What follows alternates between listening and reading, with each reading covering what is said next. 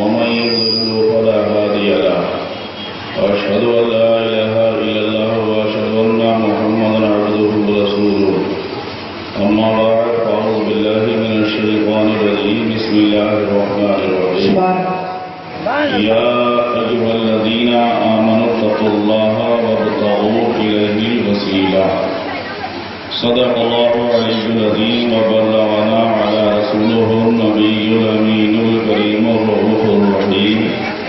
ونحن على ذلك لمن الشاهدين والشاكرين والحمد لله رب العالمين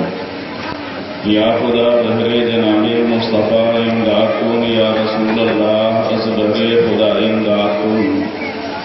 یا شہید کربلا یا دافع کربلا گل رخا شہزادہ گلگوں قبا امداد کن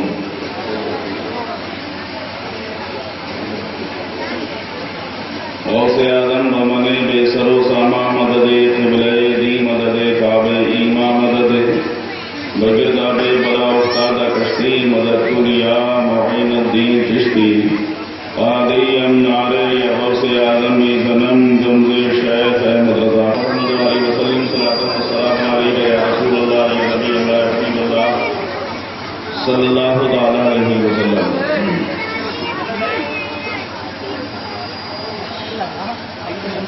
واہ کا مرتبہ اے غوث بالا تیرا، واہ کا مرتبہ اے غوث بالا تیرا، اونچے اونچوں کے سروں سے قدم آلہ تیرا، سر بھلا کیا کوئی جانے کہ ہے کیسا تیرا، سر بھلا کیا کوئی جانے کہ ہے کیسا تیرا، اولیاء ملتے ہیں آنکھیں وہ ہے تلوا تیرا، اور کیا دبے جس پہ حمایت کا ہو پنجہ تیرا، کیا دبے جس پہ حمایت کا ہو پنجہ تیرا، شیر کو خطرے میں لاتا نہیں کتا تیرا، شیر کو خطرے میں لاتا نہیں کتا تیرا، اور تجھ سے در در سے سگ سگ سے ہے مجھ کو نسبت، میری گردن میں بھی ہے دور کا ڈورا تیرا، اور اس نشانی کے جو سگ ہیں وہ نہیں مارے جاتے، حشر تک میرے گلے میں رہے پٹا تیرا. آج کے یہ نورانی عرفانی اجلاس جو کہ جشن غوث الورا ہے، اور امام احمد ربین جانب امام محمد رضا فاضل بریلوی رضی اللہ عنہ کی کمیٹی اور جملہ برادران قریش کی جانب سے اس محفل کا انعقاد ہوا ہے. اللہ رب العزت ہماری اس محفل کو اپنی بارگاہ میں قبول فرمائے. آپ ابھی تھوڑی دیر کے بعد اپنے ماتھے کی نگاہوں سے دیکھیں گے کہ پیر طریقت رہبر شریعت حضور صاحب سجادہ حضرت علامہ الحاج اشراف حضور احسن میاں صاحب قبلہ مدد اللہ عالی و نورانی تشریف لانے والے ہیں. اور اس کے بعد آپ ایک بہترین تقریر سماعت پر پھیلا میرے دل کی کلی غوث اعظم مٹا قلب کی بے کلی غوث اعظم. آج یہ حضور غوث اعظم رضی اللہ تعالیٰ عنہ کا مبارک جلسہ ہے، اور میری تقریر تو آپ جمعے میں بھی سماعت فرما چکے، پھر اس کے بعد مغرب کے بعد بھی آپ نے قرآن پاک کی تفسیر اور ترجمہ سماعت فرمایا. مجھے زیادہ بولنے کی ضرورت بھی نہیں ہے، یہاں بڑے بڑے علماء اکرام اور شورا اعظام تشریف فرما ہے، ان مہمانوں کا خیال رکھنا ہے. حضرات، سب سے پہلی چیز یہ ہے کہ ہم اور آپ نسبت والے ہیں،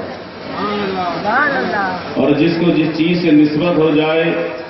اس کا مقام بھی عرفہ والا ہو جاتا ہے. مثال کے طور پر دیکھیے، یہی کپڑا ہے، یہی کپڑا یہ دکاندار کے یہاں تھا، تھان بنا ہوا تھا، اور اسی کو کاٹ کر اس نے دیا، اور یہ لوگ لے کر آئے. لانے کے بعد اب اسی کپڑے کو سر پہ باندھ دیا تو یہ امامے کا پتہ دے رہا ہے. اور ایک کپڑا جو کہ آپ کپڑے والے کی دکان سے خرید کر لائے، اسی کپڑے کا آپ نے اس کو سلوایا، کرتا بنایا، کپڑے بنائے، شرٹ بنائی. اب اس کے بعد میں آپ نے استعمال کیا تو اب کوئی زیادہ عزت و وقار کی ضرورت نہیں، پرانا ہوا تو پھینک دیا یا کسی کو دے دیا، لیکن یہی ایک کپڑا اسی تھان میں سے لیا تو یہ کپڑا کاٹا اس نے، کپڑے والے نے آپ کو دیا تو امامہ بنا دیا گیا، یہی کپڑا دوسرے نے خریدا اور کاٹا گیا تو اس نے رومال بنا لیا۔ اب یہی کپڑا کسی نے اپنے گھر میں اگر استعمال کرایا تو دوپٹہ ہو گیا، لیکن یہی کپڑا اگر یہ 4 میٹر اور 5 میٹر 7 میٹر لیا گیا تو یہ امامہ بن گیا، یہی کپڑا اگر جو 2.5 میٹر لیا گیا تو دوپٹہ بن گیا، لیکن یہی کپڑا اگر 1.5 میٹر لیا تو رومال بن گیا۔ لیکن اب یہی کپڑا آپ نے زیادہ نہیں، مشکل سے آدھا میٹر لیا اور لینے کے بعد آپ گھر پہ لائے اور لینے کے بعد آپ نے کسی ٹیلر کو دے دیا اور آپ نے اس کا قرآن کا جزدان بنوا دیا، اور جزدان بنانے کے بعد اس کو قرآن کو جزدان کے اندر رکھ دیا تو اب وہ قرآن کے اندر ساتھ میں رکھا گیا۔ اب اس کپڑے کو چوما نہیں جائے گا، دوپٹے کو چوما نہیں جائے گا، رومال کو چوما نہیں جائے گا، بلکہ اب جو قرآن کے ساتھ لگ گیا اس کپڑے کو چوما جا رہا ہے، اس کو سر پہ رکھا جا رہا ہے، اس کو سینے سے لگایا جا رہا ہے۔ ایک اینٹ بھٹے پہ بنتی ہے اور جب اینٹ بھٹے پہ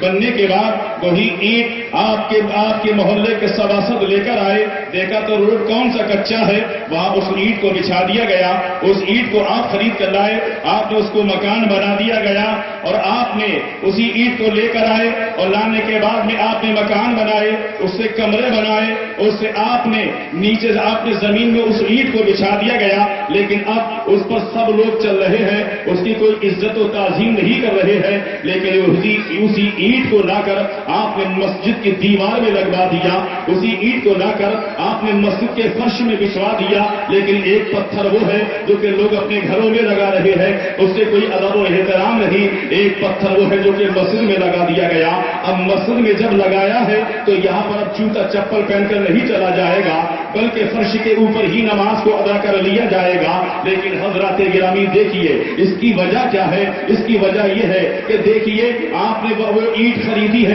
آپ نے بھی، اور آپ نے خریدنے کے بعد میں آپ نے اپنے گھر میں اس کو لگایا ہے، آپ نے پتھر خریدا اس کو اپنے گھر کے فرش میں لگایا، وہی پتھر خریدا گیا تو مسجد میں لگایا، اسی اینٹ بھٹے سے اینٹ کو خریدا گیا تو مسجد کی دیواروں میں لگایا گیا۔ لیکن حضرات گرامی ایک اگر پیڑ کھڑا ہوا ہے، اسی پیڑ کے اگر ٹکڑے کیے گئے، اس کے بعد آگا مشین پہ لا کے اس کے تختے بنا دیے گئے، لیکن کسی سے تخت بنا دیا گیا، کسی سے کرسی بنا دی گئی، کسی سے کاؤنٹر بنا دیا گیا، کسی سے طرح طرح کی چیزیں بنا دی گئی، لیکن تھوڑی سی لکڑی لی اور لینے کے بعد میں اب آپ نے اس کو قرآن کی رحل بنا دیا گیا۔ لیکن اب دیکھیے آپ نے جو تخت بنایا ہے اس کی عزت نہیں ہو رہی ہے، آپ نے جو کرسی بنائی اس پہ پاک ناپاک سب بیٹھ سکتا ہے، لیکن اب جب رحل کو بنایا گیا تو اب اس کو بھی قرآن رکھا جائے گا۔ اب جہاں قرآن کو چوما جا رہا ہے وہاں رحل کا بھی ادب کیا جا رہا ہے، جہاں قرآن کو چوما جا رہا ہے وہاں کپڑے کا بھی ادب کیا جا رہا ہے۔ اب میں آپ سے بلا تمہید و تمثیل کہہ لینا چاہتا ہوں کہ یہاں پر بات کیا ہے؟ بات کپڑے کی نہیں ہے، بات لکڑی کی نہیں ہے، بات مٹی کی نہیں ہے، بات پتھر کی نہیں ہے، بات اینٹ کی نہیں ہے، بلکہ اینٹ اور پتھر کو یہ نسبت ہو گئی، مسجد سے نسبت ہو گئی ہے، کپڑے کو قرآن سے نسبت ہو گئی ہے، لکڑی کی رحل کو قرآن سے نسبت ہو گئی ہے، تو جس سے نسبت ہو جاتی ہے اس کا مقام بلند ہو جاتا ہے۔ ہماری نسبت حضور سرور کونین سے نسبت ہو گئی ہے، مدینے کے تاجدار سے ہو گئی ہے، علی سے لے کر ذاتیں ہو گئی ہے، غوث اعظم سے ہو گئی ہے، شہید اعظم سے ہو گئی ہے، حضرت و مفتی اعظم ہند سے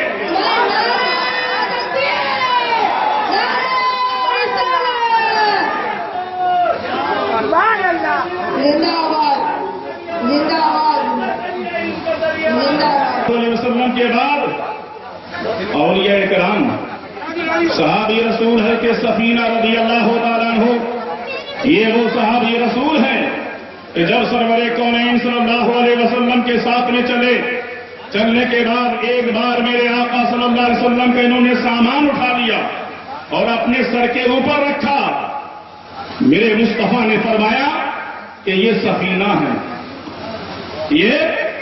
سفینہ ہے۔ عربی میں سفینہ کہتے ہیں کشتی کو، یعنی یہ سامان لے جا رہے ہیں، ان کو اتنا پسند آ گیا انہوں نے اپنا نام سفینہ رکھ لیا، لیکن رکھنے کے بعد میں ابھی آقا کے ساتھ چلتے ہیں، مصطفیٰ کا سامان اٹھا کر چلتے ہیں، ایک مرتبہ ایک قافلے میں جا رہے ہیں، جنگل میں راستہ بھٹک جاتے ہیں، اور جیسی جنگل میں راستہ بھٹکتے ہیں تو دیکھا کہ جنگل کے راستے میں ایک شیر بیٹھا ہوا ہے، ادھر لوگ رکے ہوئے ہیں ادھر لوگ رکے ہوئے ہیں، حضرت سفینہ بھی پہنچے کیا معاملہ ہے؟ تو معاملہ یہ ہے کہ پتہ لگا کہ یہاں سے شیر بیٹھا ہوا ہے جس نے کہ راستہ روک رکھا ہے۔ حضرت سفینہ نے کہا میں آگے جا رہا ہوں، لوگوں نے کہا سفینہ آگے جنگل کا راجا بیٹھا ہوا ہے، جنگل کا شیر بیٹھا ہوا ہے، نعرہ تکبیر، نعرہ رسالت، یہ وہ جانور ہے جو کہ جنگل کا یہ راجا ہے، یہاں پر مت جائیے، لیکن آپ نے فرمایا میں جاؤں گا، اور جانے کے بعد آگے کو گئے، اور جیسی آگے کو چلے ہیں ادھر شیر اٹھ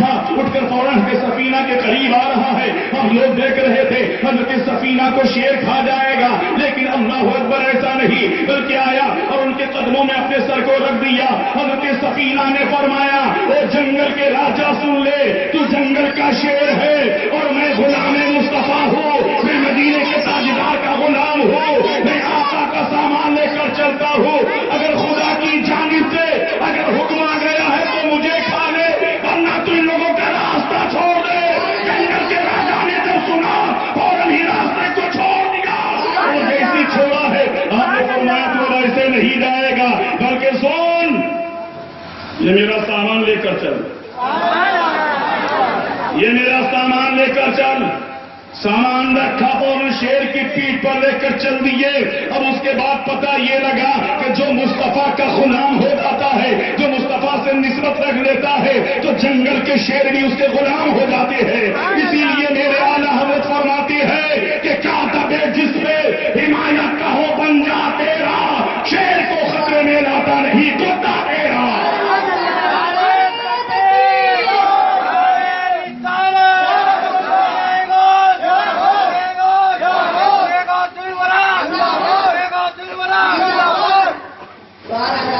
حضرت احمد جان سرکار غوث اعظم کے دور کے شیر کے اوپر سواری کرتے ہیں، جدھر کو دل چاہتا ہے ادھر کو شیر کو لے کر چلتے ہیں، لیکن جب غوث اعظم کی بارگاہ میں پہنچتے ہیں تو یہ واقعہ تو آپ نے سنا ہی ہوگا، لیکن حضور غوث اعظم رضی اللہ تعالیٰ عنہ کے کتے نے جو پالتو کتا نہیں تھا بلکہ دروازے پر پڑا رہتا تھا، حضور غوث اعظم کے کتے نے اس کے پرچے اڑا دیے تھے، اس کو مار دیا تھا، تو احمد جان کہہ رہے تھے یہ کتے کی ہمت نہیں ہے کہ کسی شیر کو مار دے، یہ کتا نہیں بلکہ اس کے اوپر نگاہ غوث اعظم ہے، یہ غوث اعظم کے در کا پلنے والا کتا ہے۔ تو حضرات گرامی دیکھیے گا، ہم اور آپ نسبت والے ہیں، ہماری نسبت حضور سرور کونین صلی اللہ علیہ وسلم سے ہے، حضرت صدیق اکبر سے ہے، فاروق اعظم سے ہے، عثمان غنی سے ہے، مولا کائنات سے ہے، امام حسن سے ہے، امام حسین سے ہے، شہید اعظم سے ہے، ہماری نسبت امام اعظم سے ہے، امام شافعی سے ہے، امام مالک سے ہے، امام حنبل سے ہے، ہماری نسبت غوث اعظم سے ہے، ہماری نسبت خواجہ اجمیری سے ہے، ہماری نسبت بختیار کاکی سے ہے، ہماری نسبت حضرت صابر پاک کلیری سے ہے، ہماری نسبت صابر پاک کلیری سے ہے، اور ہماری نسبت ہماری امیر عبد الواحد بن گیلانی سے ہے، ہماری نسبت تاجدار مہرہ سے ہے، ہماری نسبت بدائیوں سے ہے، اور ہم تو نسبت والے ہیں کیونکہ سارے راستے تو بریلی والے نے بتا دیے، سارے راستوں کو بریلی والے نے بتایا۔ حضرت امام مالک رضی اللہ تعالیٰ عنہ کا دور، ایک دہریہ آیا امام مالک کی بارگاہ میں اور کہنے لگا میں آپ سے مناظرہ کروں گا۔ مناظرہ کرے گا؟ کہا میں مناظرہ کروں گا۔ کہا آؤ مناظرہ کر لے۔ کہا یہ آؤ مناظرے میں یہ کرتے ہیں کہ پہلے تندور کے اندر آگ جلائی جائے اور ہم دونوں ہاتھ اس میں ڈالیں، جس کا دین سچا ہوگا اس کا ہاتھ آگ نہیں جلائے گی، اور جس کا جھوٹا ہوگا اس کا آگ ہاتھ جلا دے گی۔ کہا کہ ٹھیک ہے، لوگوں کا ہجوم لگا ہوا، اور جب ہجوم لگا ہوا ہے امام مالک رضی اللہ تعالیٰ عنہ نے اس کے ہاتھ کو لیا، اور ہاتھ کو لینے کے بعد اپنے ہاتھ میں اس کے ہاتھ کو باندھا، اور باندھنے کے بعد میں جیسے ہی تندور کی آگ جل رہی ہے، اس کے شعلے بھڑک رہے ہیں، لپٹیں تندور کے آگ کی اوپر کو آ رہی ہے، لوگوں کا ہجوم ہے، مسلمان بھی اکٹھا ہے، کفار و مشرکین بھی ہے، اور دیکھ رہے ہیں یہ دہریے کا ہاتھ ہے اور یہ امام مالک کا ہاتھ ہے، یہ مسلمان کا ہاتھ ہے، ادھر کافر کا ہاتھ ہے، دونوں کا ہاتھوں کو باندھ دیا گیا، اور جیسے ہی دونوں کے ہاتھوں کو آگ کے تندور میں ڈالا تو آگ نے نہ تو امام مالک کے ہاتھ کو جلایا اور نہ اس کافر کے ہاتھ کو جلایا، نہیں جلایا، باہر نکالے ہاتھ، دونوں کے ہاتھ سلامت، ہاتھوں کو کھولا، کھولنے کے بعد امام مالک رضی اللہ تعالیٰ عنہ سجدے میں چلے گئے اور کہا مولا میں تیرا فرما بردار بندہ، یہ خالق کے کائنات، میں مسلمان، میں تیرے نبی کا کلمہ پڑھنے والا، یہ خالق کے کائنات ہی کافر ہے، اے پروردگار عالم اس کا ہاتھ کیوں نہیں جلا؟ تو آواز ہاتف غیبی سے آتی ہے، اے امام مالک اگر اس کا ہاتھ اگر الگ سے ڈالا جاتا تو اس کا ہاتھ ہم جلا دیتے، مگر اس کا ہاتھ تمہارے ہاتھ سے بن گیا تھا، تو جب تمہارے ہاتھ سے بن گیا تو اس کا ہاتھ بھی بچ گیا۔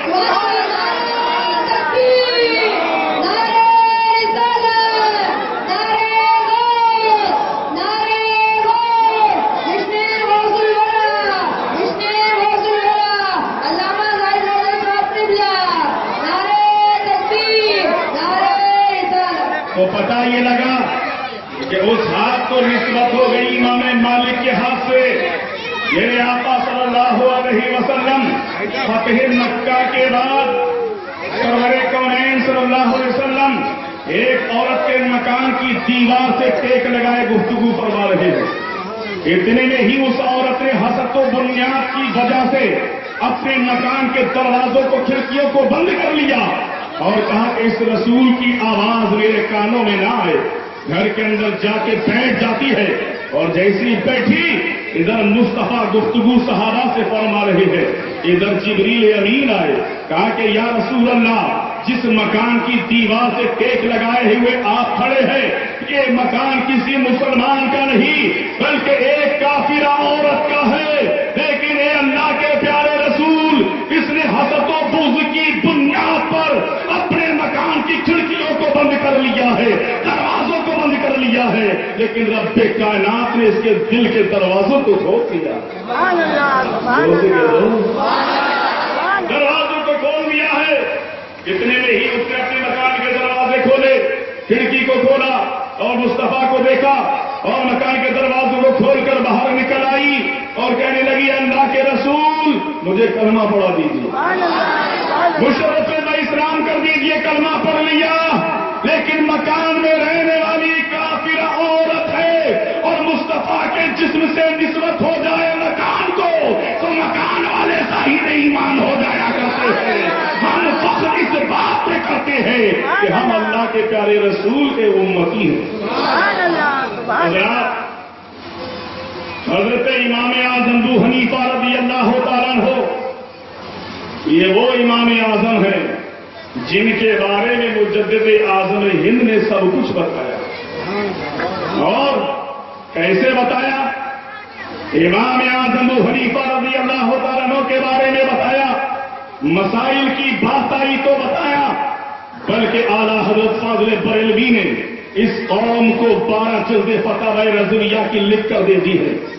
مسائل کا آسان کر مسائل کو آسان کر دیا ہے، لیکن امام اعظم ابو حنیفہ رضی اللہ تعالیٰ عنہ آپ کا بچپن کا دور ہے، آپ چھوٹے سے ہیں اور آپ مدرسے میں پڑھنے کے لیے جاتے ہیں، جب مدرسے میں آپ پڑھنے کے لیے جا رہے ہیں امام اعظم ابو حنیفہ رضی اللہ تعالیٰ عنہ اور مدرسے میں آپ پڑھ رہے ہیں، لیکن وہاں پر اللہ اکبر ایک پادری آتا ہے، عیسائیوں کا سب سے بڑا پادری آیا، اس نے پوری قوم عیسائیت کو اکٹھا کر لیا اور کرنے کے بعد میں وہ تخت بچھایا گیا، اس تخت کے اوپر ایک کرسی لگی लगाई गई और कुर्सी लगाने के बाद में कहा गया, उसने अपनी तकरीर करना शुरू कर दी है। सब ईसाई लोग बैठे हुए हैं। उसने कहा कि मैंने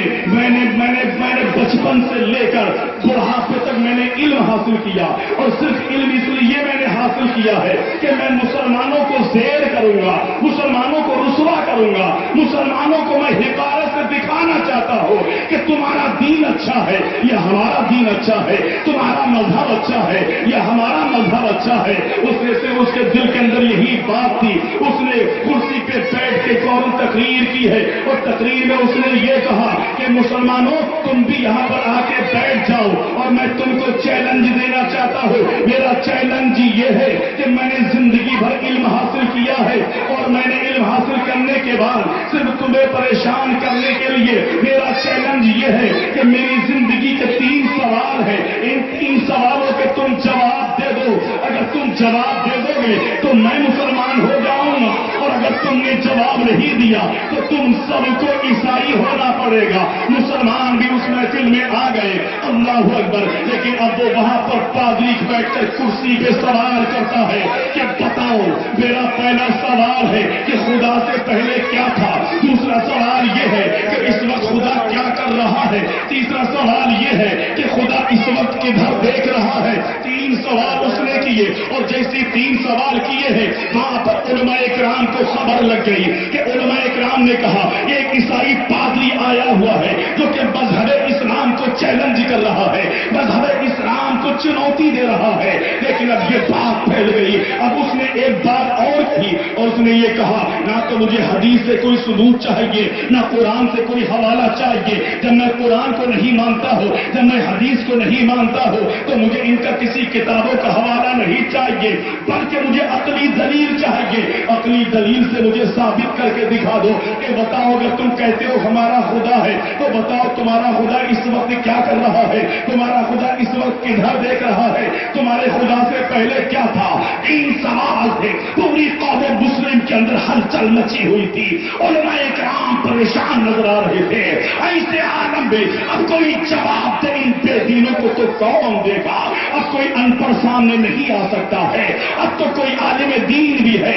वो ये कह रहे हैं अगर कुरान का हवाला दिया जाए तो ये कुरान को नहीं मानेगा, हदीस का हवाला दिया जाए तो ये हदीसों को नहीं मानेगा। कौन सा इसको हवाला पेश किया जाए। उलमाए किराम परेशान हाल है। एक दिन की महफिल होती है। उसने कहा कि कल को फिर तुम आना और कल को फिर तुम मुझे सोच समझ के जवाब देना। उसके बाद दूसरा दिन हुआ। दूसरा दिन फिर उसने कुर्सी पर बैठा और फिर 3 सवाल किए। मुसलमानों के चेहरे उतर रहे थे। मुसलमान सोच रहे थे कि अब क्या किया जाएगा। लेकिन दूसरा दिन भी गुजर गया। जब तीसरा दिन होता है उसने फिर मुसलमानों को भी इकट्ठा किया और अपने मजहब के लोगों को, ईसाई बहुत खुश हो रहे थे कि हमारे पादरी ने ऐसे सवाल किए हैं जो कि पूरी कौम मुस्लिम परेशान हाल है। ऐसे आलम में मुसलमान उलमा परेशान हो रहे थे। और जब मुसलमान परेशानी के आलम में आता है तो वो किसी की तरफ लौ नहीं लगाता है, बल्कि मदीने वाले की तरफ लौ लगा लिया करता है और कहता है कि या रसूल अल्लाह, या तो आकर देख लो या मदीने में बुलाकर देख लो हमारा हाल-ए-जार क्या हो रहा है। ये काफिर लोग हमको चुनौती दे रहे हैं, हमारे लिए बता रहे हैं अगर तुम सच्चे हो तो तुम हमें इन 3 सवालों के जवाब दे दो। ऐसे आलम में मुसलमान उलमाए किराम परेशान हाल थे, लेकिन उनकी जबान से दुआई अल्फाज निकल रहे थे। लेकिन जबकि जंग कादिसिया हो रही थी और उस जंग में एक तरफ 60,000 फौज का लश्कर चल रहा था और एक मुजाहिद हजरत खालिद बिन वलीद थे। ऐसे आलम में टुकड़े से मुसलमान पहुंचे हुए थे कादिसिया के मैदान में। उन मुसलमानों ने खुदा की बारगाह में दुआ की थी। 6-7 रोज हो गए थे लड़ते लड़ते, जंग फतह नहीं हो रही थी। उन्होंने बारगाह रब्बुल इज्जत में हाथों को उठाया, ए परवरदिगार, इधर 60,000 फौज का लश्कर चल रहा है, हम कने कहा है मौला हमारी हिमायत के लिए किसी को भेज दे, हमारी मदद के लिए किसी को भेज दे। उनकी दुआ बाबे इजाबत से टकराई है। परवरदिगार आलम ने उनकी दुआ को कबूल फरमाया। एक शख्स नकाब पोश हो है और चेहरे पर नकाब पड़ा हुआ है, घोड़े पर बैठ के चले आ रही है। आते ही अपने मुसलमान भाइयों के पास आए, सलाम किया और जैसे सलाम किया समझ में नहीं आया कौन है। نیچے کو اتر کے گھوڑے سے نیچے کو اتر کے نقاب جیسے انہوں نے اپنے چہرے کے اوپر سے ہٹایا ہے. مسلمانوں کے دلوں کے اندر ایک کرنٹ دبا ہو گیا. مسلمان پکار اٹھے، ارے اللہ کا سپاہی آ گیا ہے. حضرت خالد بن ولید آ گئے ہیں، اللہ کے سپاہی آ گئے ہیں، سیف اللہ المسلول آ گئے ہیں. میرے بھائیوں کیوں پریشان ہو؟ کہ انہوں نے چیلنج دیا ہے یہ 60,000 ہے، لیکن 60,000 فوج کا لشکر جرار ہے. ہمیں 6-7 روز ہو گئے سے جنگ کرتے کرتے، لیکن فتح نہیں مل پا رہی ہے. آپ نے فرمایا تم یہی ٹھہر جاؤ اور میں جا رہا ہوں، ان سے اکیلے مقابلہ کروں گا. اللہ اکبر. اکیلے گھوڑے کے اوپر سوار ہوئے حضرت خالد بن ولید اور ان 60,000 فوج کے لشکر جرار سے چیلنج کیا، تمہارے سامنے 2 راستے ہیں، ایک تو جنت میں جانے کا ہے اور دوسرا جہنم میں جانے کا ہے. اگر تم نے کلمے تک جواب پڑھ لیا تو اللہ رب العزت تمہیں جنت عطا فرمائے گا، اور اگر تم نے میرے نبی کا کلمہ نہیں پڑھا تو تمہارے لیے جہنم انتظار کر رہا ہے. خالد بن ولید کی تلوار تمہارا انتظار کر رہی ہے. کہا خالد اکیلے تنہا ہے، تیرے پرس سے اڑا دیں گے، چلا جا، یہاں سے واپس ہو جا. حضرت خالد بن ولید نے فرمایا کہ پہلے تو مسلمان قدم اٹھاتا نہیں ہے، اور جب قدم اٹھاتا ہے تو پیچھے ہٹاتا نہیں ہے. مسلمانوں کو نہ تو تلواروں پر بھروسہ ہے، نہ تو تیروں پر بھروسہ ہے، نہ تو گھوڑوں پر بھروسہ ہے، نہ اپنی طاقت پر بھروسہ ہے، بلکہ مسلمان کو اگر بھروسہ ہے تو اللہ اس کے رسول کی طاقت پر بھروسہ ہے.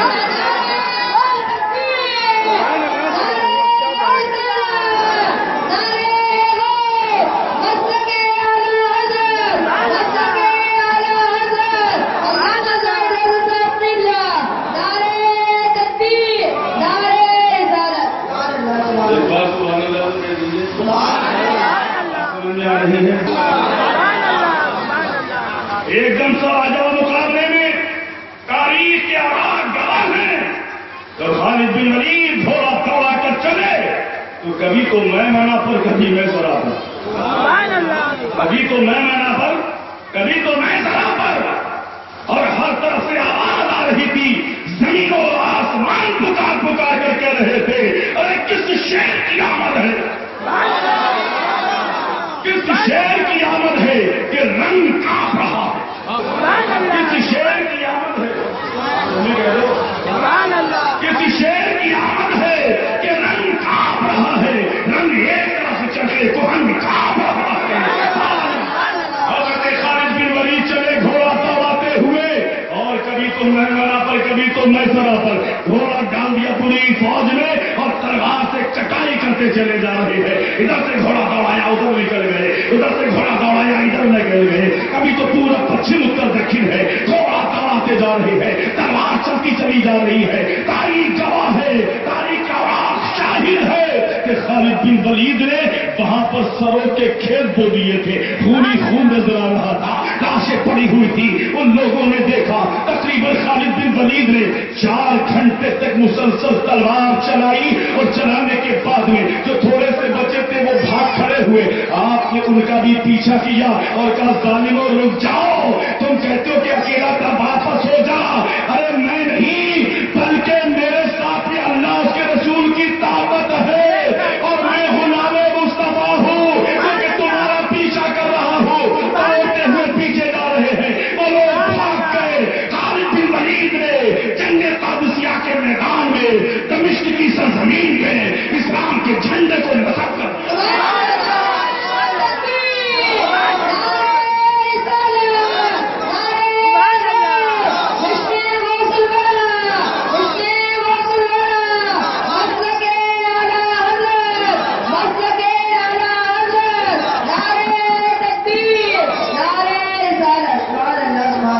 حسین نے احسان کر دیا،